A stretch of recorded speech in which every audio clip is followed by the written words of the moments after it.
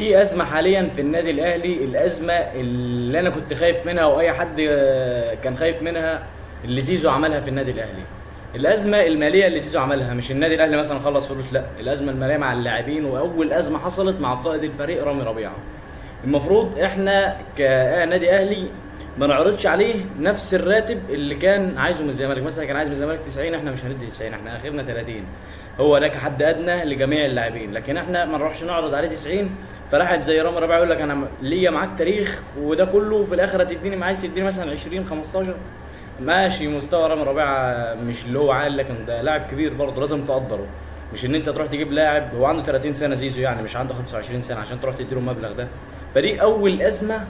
هنشوف الازمات اللي بعد كده هتبقى عامله ازاي اصلا. يعني انت لسه في اول الموضوع، هتشوف الازمات اللي بعد كده هتحصل معاك ايه. انت لسه ما وصلتش للاخر. يعني مش كل اللعيبه مثلا هتلاقي زي عمرو السوليه بتجدد على بياض زي قفشه مثلا. هتلاقي لعيبه تانية بدات تتكلم اول ما عقدها يخلص مع النادي الاهلي. اللي يستحق فعلا الراتب العالي هو امام عاشور، لان انت كاهلي انت نادي محترف. يعني مثلا السعوديه لما تحتاج تجيب لعيبه من اوروبا بتديها ضعف اللي كانوا بياخدوها من اوروبا. ليه؟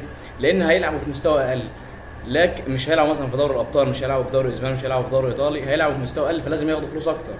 الدوري مثلا لما يروح مثلا ريال مدريد انا هديك فلوس اقل. ليه؟ ما انت هتعمل معايا تاريخ وهتاخد فلوس اكتر واعلانات وده وده وده وده.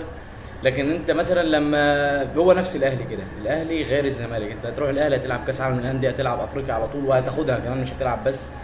فانت لازم تبقى مقدر الاساطير بتوعك. فرامي ربيعه ممكن يكون موقفه انا معاه ان هو لازم ياخد برضه مبلغ، بس مش هيبقى مبلغ كبير يعني للدرجه دي. لكن لازم في الاهلي يقدر الاساطير، ولازم ما نعملش ازمه عشان لاعب واحد. اللاعب اللي يستحق ده امام عاشور، تريزيجيه مثلا، اللعيبه اللي زي دي. لكن ما تحصلش ازمه بسبب زيزو.